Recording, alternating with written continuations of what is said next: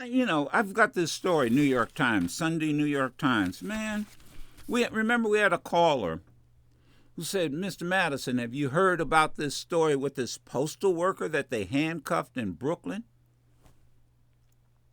And so I was reading this story about it. Listen to this. Now, and usually I don't like to read a complete story, but there's so many twists and turns to this story that I don't want you to miss anything. Now, you can go to New York Times page. This is this Sunday, and the headlines is "The Mailman Handcuffed in Brooklyn."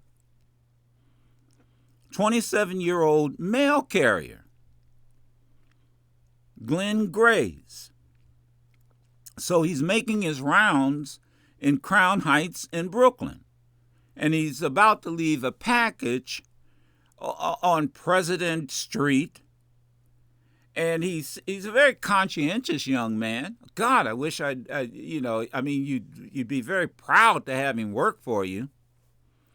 He says he takes care of he figures out on his route who's sick or old or enfeebled, and he makes sure that when they have partial packages or that might contain medication, he says, I can pretty, I make sure that they don't have to come downstairs, even if it's a walk up, to get it. I'll deliver it to their door. So he's in his mail truck, parked in the street.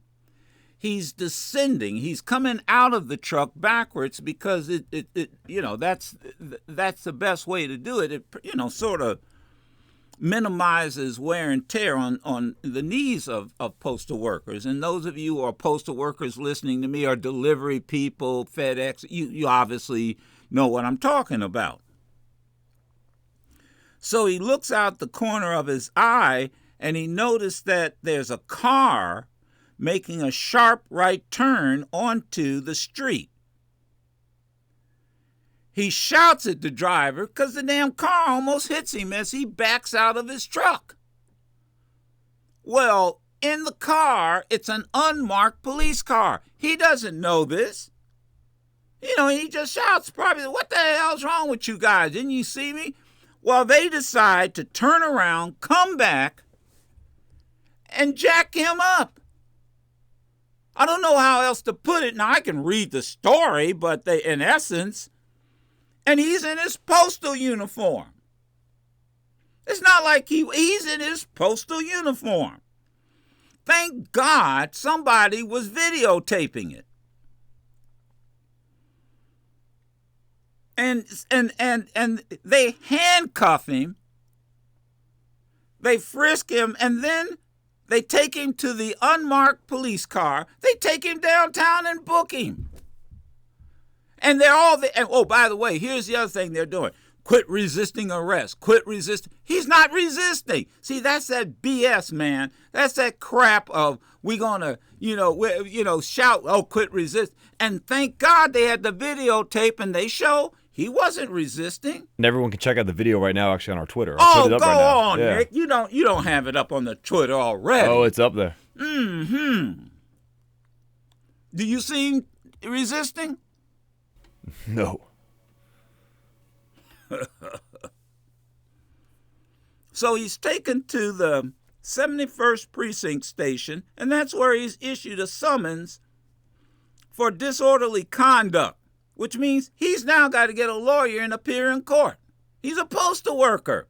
I'm telling you, where's the postal union? Because they ought to be representing him. They ought to be, what are you going to do about it? If I were you guys and I was a postal worker, I'd be calling the postal union and representing him in court.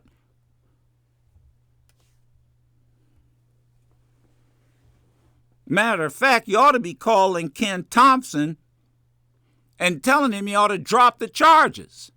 That's really what would be the first step. He's the brother that, by the way, when we did our American Conversation, he couldn't find time to be with us.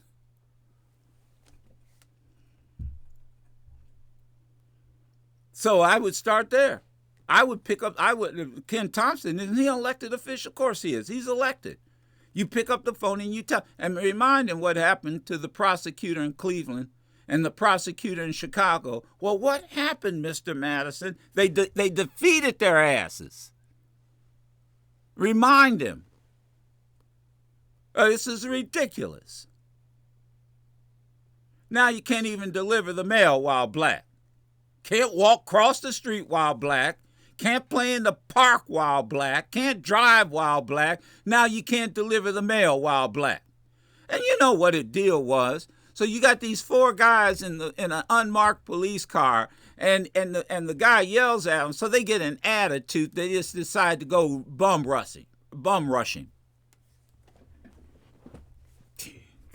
Break, and you're the prosecutor. I mean, you ought to be telling these police officers, why don't you go get some real criminals instead of fucking around with the mailman?